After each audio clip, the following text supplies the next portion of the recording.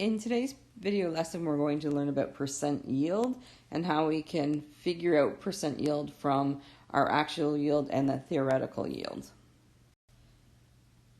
So we use stoichiometry to predict the amount of product we can expect when we react two things together.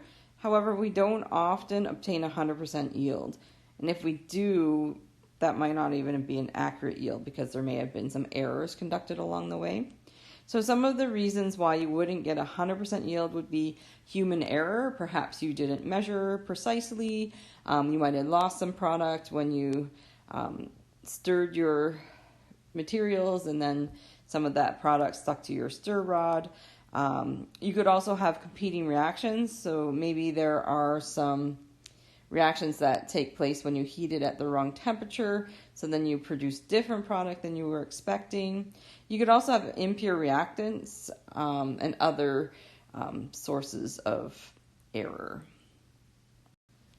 So the difference between theoretical and actual yield. So theoretical yield is the amount of product that you calculated or predicted by stoichiometry. So if you reacted 5 grams of your reactant, you performed stoichiometry, and you decided that you should expect to see 7 grams of the product, that would be your theoretical yield.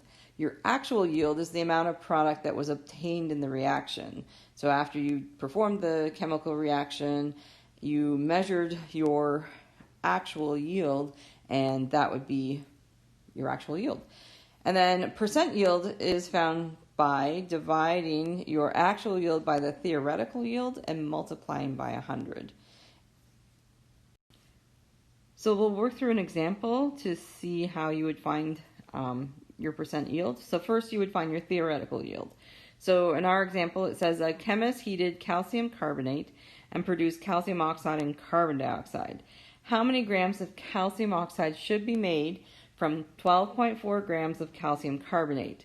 So the first thing we need is the balanced chemical equation. And if you look carefully, you see that you have 1 calcium on either side, 1 carbon on either side, and then 3 oxygens, and 1 plus 2 equals 3 oxygens. So our reaction is actually balanced already. So now we'll solve to find our theoretical yield first. So we would set up a table just like we would for a regular stoichiometry question. So our mass of calcium carbonate is 12.4 grams. Now we'll find our molar mass. So that's the mass of 1 calcium, which is 40.08, plus 1 carbon, which is 12.01, and then 3 oxygens, which reach 16.00. So we get a molar mass of 100.09 grams per mole. So now we'll divide that. And I get 0.12389 moles. I won't round yet. And then our ratio is a 1-to-1, so we divide by 1, multiply by 1. So our number of moles of calcium oxide will be the same, so 0.12389 moles.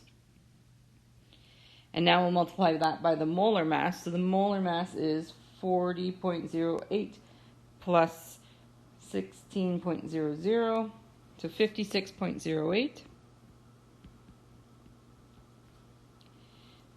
And we'll multiply that by our number of moles.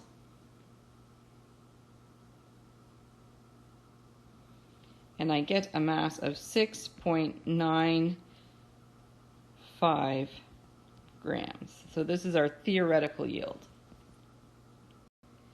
Now to find percent yield, we would find out what our actual yield was. So it says here, unfortunately, the chemist only obtained 6.42 grams of the product.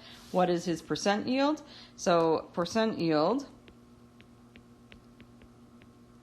is equal to the actual divided by the theoretical times 100. So 6.42 grams over 6.95 grams times 100. So we got a percentage yield of 92.4%. And that's how you find percentage yield.